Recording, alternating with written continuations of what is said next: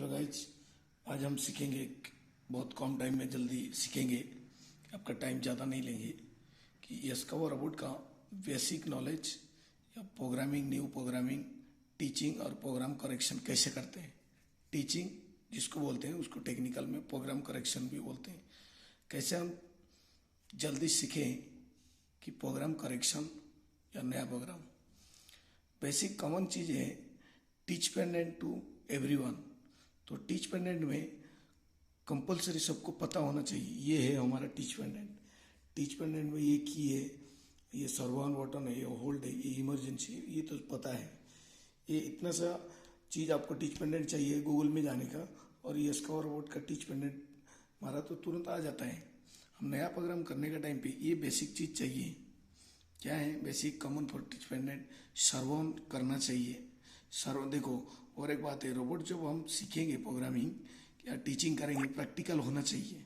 मैं तो अभी थियोरिटिकली बता रहा है, बार बार कर रहा है, 10 साल हो गए इसमें काम कर रहे हैं, उसके लिए मेरा सब दिमाग में बैठ गया है।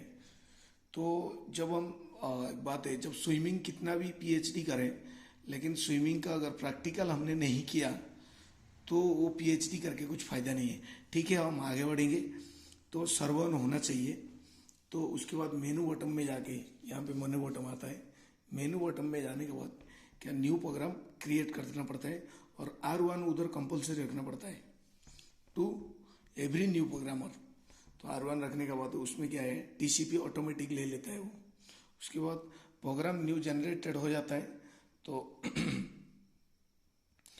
और एक कन्फ्यूजन थिंग्स क्या क्या है, इतना होने के बाद उसके बाद जॉइंट लीनियर सर्कुलर, हम प्रोग्राम का अंदर चला गया अभी। जॉइंट लीनियर सर्कुलर ये ज़्यादा करके कंफ्यूज में पड़ते हैं, कैसे इसको चेंजेस करें। डाउन साइड बटन में, ये डाउन साइड बटन में ये है मोशन बटन।